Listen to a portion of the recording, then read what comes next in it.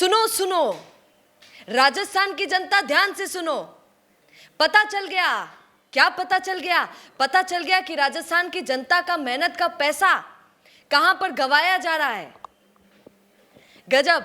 पंचायती राज चुनाव अप्रैल में होने वाले थे, आप सब जानते हैं, पर वहां पर उस समय नहीं हुए और उसको सितंबर अक्टूबर तक बोल दिया गया कि अब शायद तब होंगे। वो भी शायद चल रहा है, अभी पक्का नहीं हो पाया है। तो उस पंचायती राज चुनाव में वो होने वाले नहीं थे, उसके बावजूद क्योंकि आशंकाएं चल रही थी कि हो सकते हैं, उस आशंका की वजह से राजस्थान की जनता का 30 करोड़ रुपया पानी हो गया है। 30 करोड़ रुपए, आपकी मेहनत के कमाए हुए पैसे किस तरीके से पानी हो गए, आपको पता चलना चाहिए।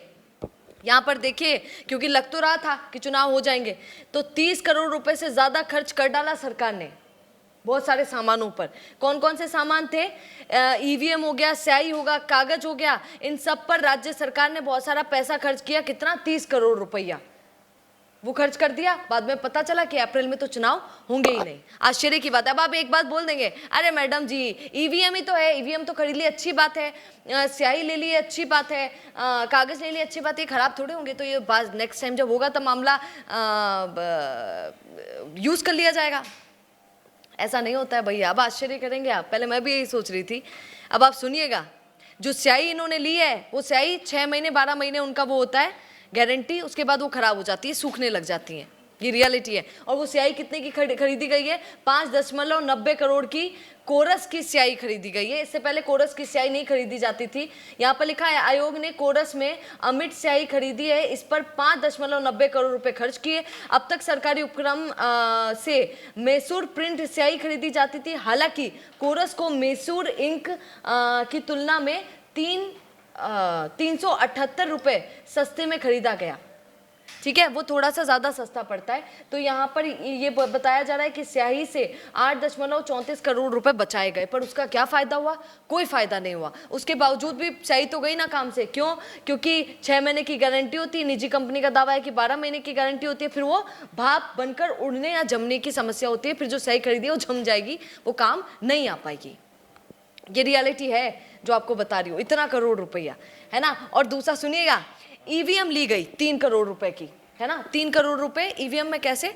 दूसरे राज्यों से मंगवाया जाता है, ईवीएम खरीदा नहीं जाता है, दूसरे राज्यों से किराए पर मंगवाया जाता है। तो जब किराए पर मंगवाया गया तो किराए पर आने का खर्चा उनका हुआ 3 करोड़ का। अब वो आकर यहाँ पर रख दी गई, अब यूज में तो आएंगी नहीं, तो वापस राज्यों को तो मांग पड़ेगी, वापस राज्य मंगवा रहे हैं। अब ये ईवीएम जो लाई गई थी 3 करोड़ रुपए में, वो वापस भेजी जाएगी 3 करोड़ रुपए में। पहले तो लेकर आए, कोई यूज नहीं आया, अब वो वापस भेजी जाएंगी, तो वो 3 करोड़ रुपए और खर्च हो जाएंगे। आश्चर्य होता है। अब आप सोचिए कहाँ आपका पैसा जा रहा है, कितना शर्म की बात है। अब कोई कानून नहीं है क्या? अब कोई सजा नहीं मिलेगी?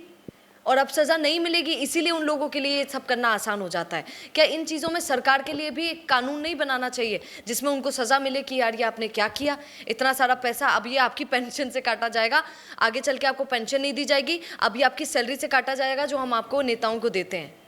ऐसा भी तो कानून लाए। क्या बोलते हैं बताइएगा। नमस्कार। बिजनेस अच्छा हो सकता है, लेकिन अगर नाम नहीं दिखा तो पहचान कैसे बनेगी?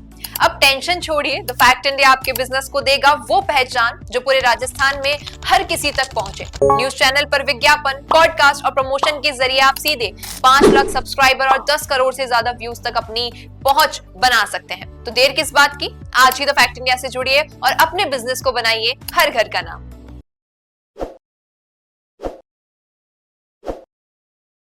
ताज़ा खबरों के लिए विजिट करें द फैक्ट इंडिया की वेबसाइट और डाउनलोड करें द फैक्ट इंडिया ऐप।